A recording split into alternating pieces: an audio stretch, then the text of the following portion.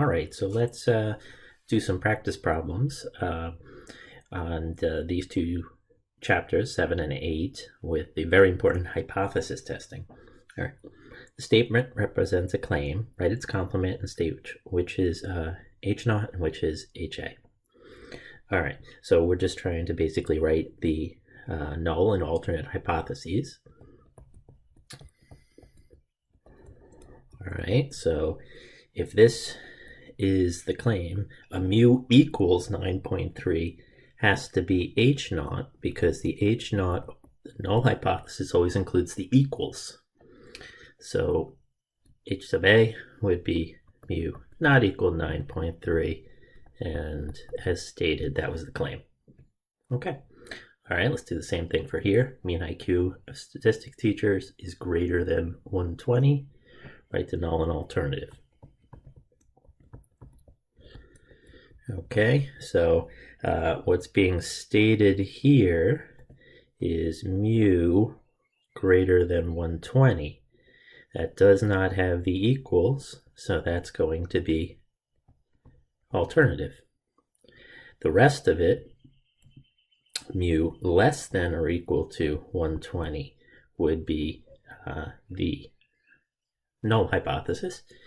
And it seems that the mean IQ being greater than 120 is what's being claimed here. So there we go. How about another one? Mean age of bus drivers is 51.8 years. Mu equals 51.8. All right. That has the equals. Null. Mu not equals to 51.8 is there, and it was being claimed that that mean age was 51.8. All right. So here we're given the null and alternative hypotheses, whether the hypothesis test is left-tailed, right-tailed, or two-tailed. All right. So remember, we look at the alternative. And the alternative of mu being greater than some value, that would look like this. That's a right-tailed. In this next one, standard deviation of students is less than 3.45. All right, so we have to write out the null and alternative.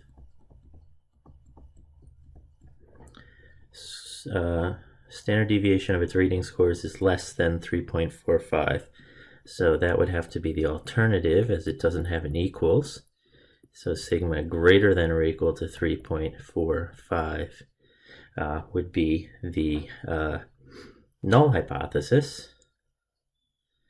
And look at the alternative. Something less than a value. So we'd be talking about something like this, which is left-tailed. Again, the easiest one to spot is the two-tailed, because that's the equals, not equals version, like above here. Okay. Mean IQ of statistics teachers is greater than 140. Identify type 1 and type 2 errors. Okay. So let's write out the hypotheses first so we can see it easily. Mu greater than 140. Mu greater than 140 is the alternative, and that's the claim. Mu less than or equal to 140 is the null hypothesis. Okay, with the type 1 and 2 typed errors, remember this. When you make a decision, you're only making a decision of whether to reject H naught or fail to reject H naught, the null hypothesis. So sometimes you're going to be wrong. If you reject H naught and you're wrong, that's a type 1.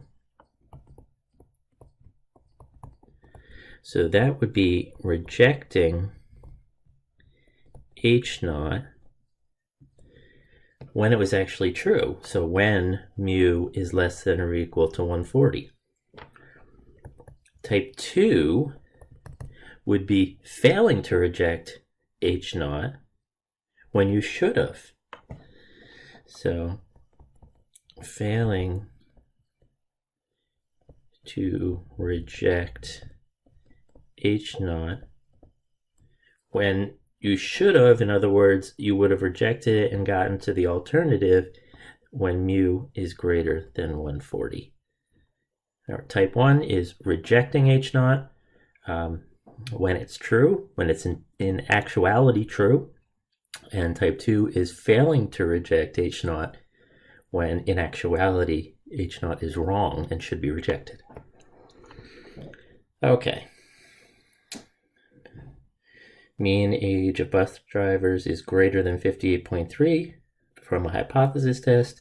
How would you interpret a decision that rejects the null hypothesis? Well, we need to see the hypotheses. Mean age is greater than 58.3. No equals, so mu greater than 58.3, which is your claim, and mu less than or equal to 58.3 is your null hypothesis. Okay, so the idea is we are going to reject the null hypothesis, H naught.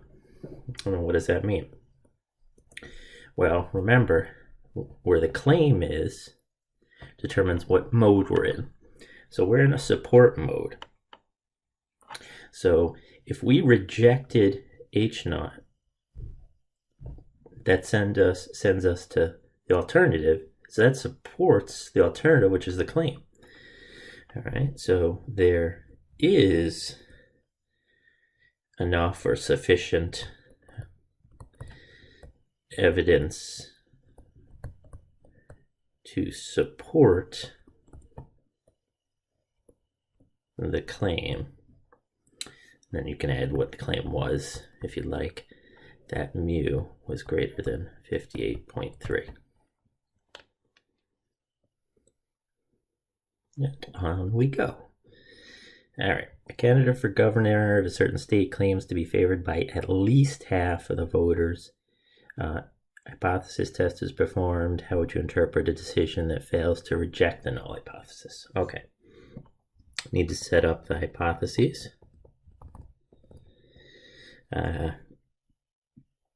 Favored by at least half of the voters. So it's kind of like a proportion. We'll call it P. At least half. Okay, so that would mean that a P, that's proportion, is not only greater than, but greater than or equal to 0.50. That would be at least half. So half for the equals or more. So because that has the equals, that would have to go in the null hypothesis, and P less than 0.50 would be in the alternative. So we're saying that if we were to fail to reject the null hypothesis, okay, oh, I forgot to put where the claim was. This is the claim here. In the null hypothesis this time. That puts us in a rejection mode. So I'm talking about whether I could reject the claim, or if I have enough evidence to reject the claim, or I don't. Since I failed to reject the null hypothesis, I did not have enough evidence to reject the claim. There is not sufficient evidence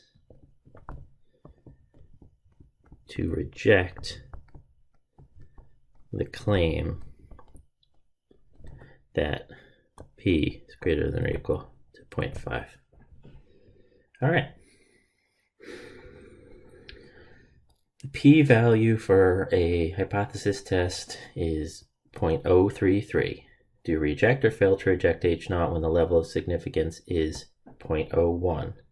All right, so remember, you're always taking your p and comparing it to your alpha. I want to figure out whether it's less than or equal to, or greater. Okay, so obviously this 0.033 is greater than the 0.01. That means it's not showing any unusual circumstances, so we don't see any reason to reject H naught. So we fail to reject H naught.